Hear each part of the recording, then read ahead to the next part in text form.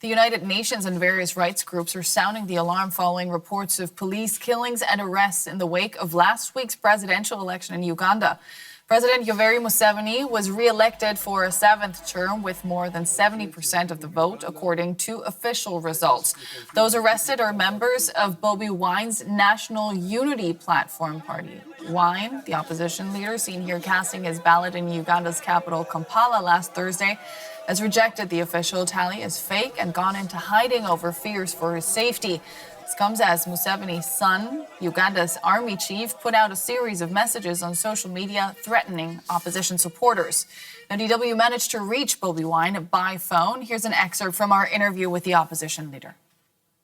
I am in hiding following a raid at my house by the military, commanded by the Chief of Defense Forces, Muhoozi Kainerugaba, who happens to be Museveni's son, the guy that I ran against in last week's election. And the father went ahead to confirm it, that they were looking for me to harm me, and I had no option but to disappear because I could not get safety from anywhere, not any institution in Uganda.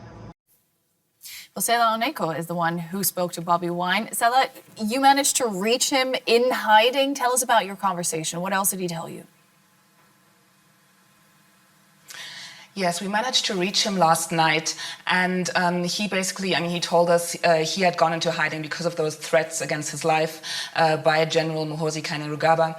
And also, one thing he also mentioned was he had escaped from his house where his family, his wife and family members are still there. So they're basically in the house surrounded by military and police.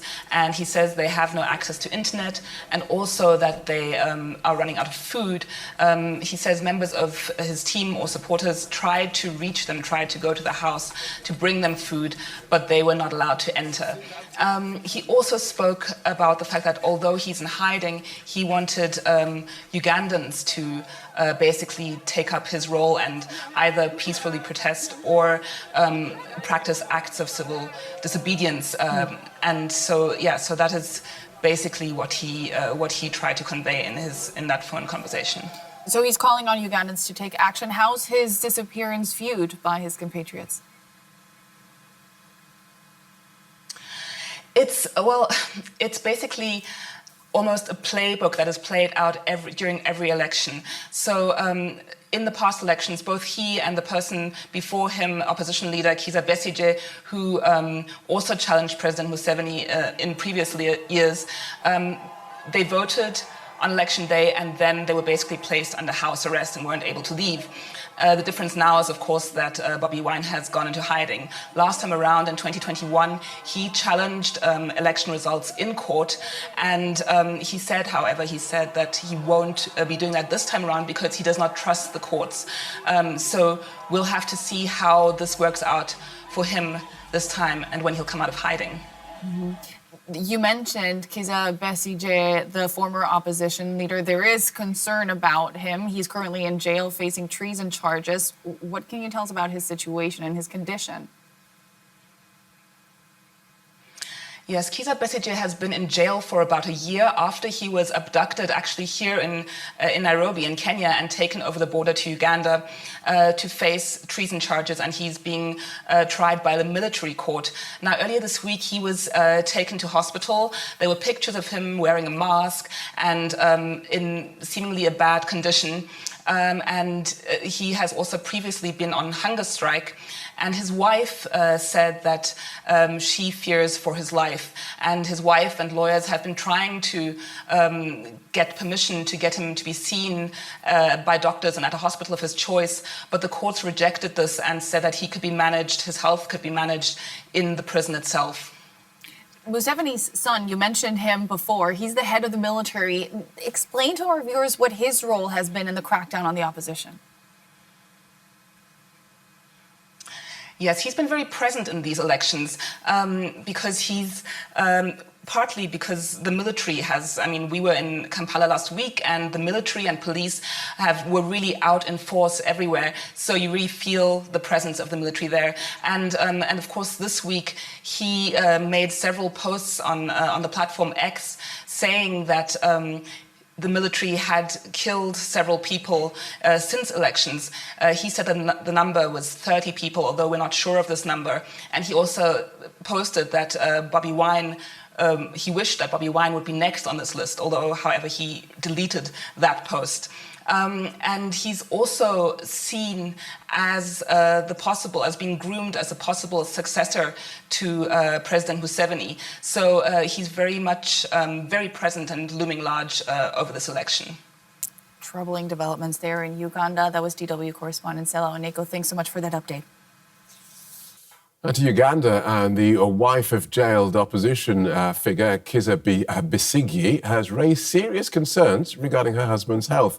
Now, this follows the re-election of President Yoweri Museveni for the 7th time on the 15th of January in an election that's been criticised by observers and NGOs. Since the election, Uganda's opposition leaders say they are scared for their lives. Kizza Besigye has been in custody since 2024, and his wife says she believes his life is in danger. Pleased to say that we have his wife with us. Winne Byanyima is Kizza Besigye's wife and was recently able to visit him in prison. She joins us now from Kampala. Welcome to DW. What sort of condition was your husband in when you saw him? I saw him this evening. I left him at about 5 o'clock. He's beginning to improve, but he's not out of the woods. He's still very, very weak. He cannot walk well. I had to see him not at the reception, but I was taken to a small room close to his cell because he cannot walk much. He's holding on to walls. His symptoms are improving, touch wood, but he's living under very harsh and degrading conditions in a cell that's very, very hot, has no air coming in, no light, hardly any light coming in, sleeping on a thin mattress that's bedbug infested. His conditions are hard. We are still demanding that he is taken to a proper hospital and given care by his private doctor. And are these health conditions that he had prior to going into prison, or is this something that has happened since? Not at all. Last week, the whole country was shut down, including the prison. We were not allowed to visit. And it is during that shutdown week that he fell sick. It's now 7 days. He's been experiencing these symptoms of sharp abdominal pain, he's been having a high temperature, but thank God it's now reduced, pain in his body, and so on. So these are symptoms that came within this week that we were all closed out. And my concern is that he is not receiving the adequate health care that is his right.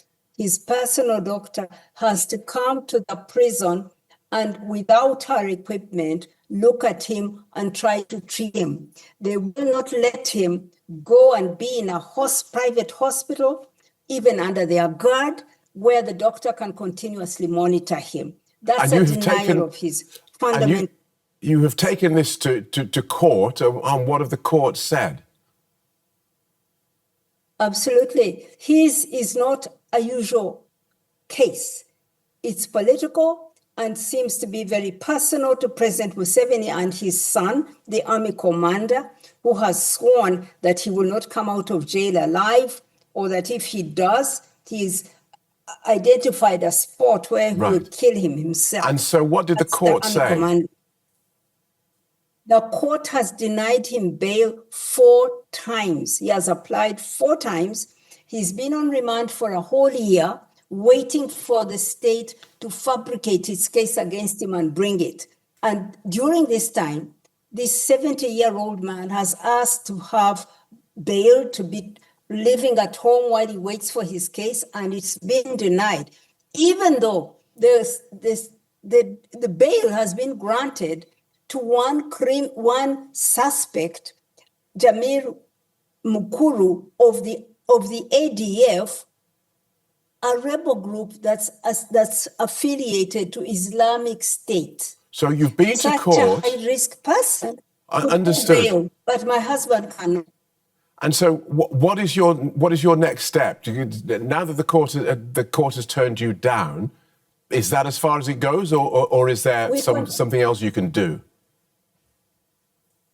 We continue to demand for bail. We are applying again. We are also saying it should be granted legally. He is entitled to bail, but also on humanitarian grounds now, that he needs to be at home cared for by his family and his personal doctor.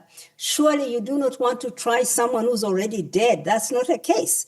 If you have a case against someone, you got to get them to be well to answer their case. Thank you so much for joining us and telling us about what you're going through. We wish you well. Winne Byanyima, thank you so much. Thank you.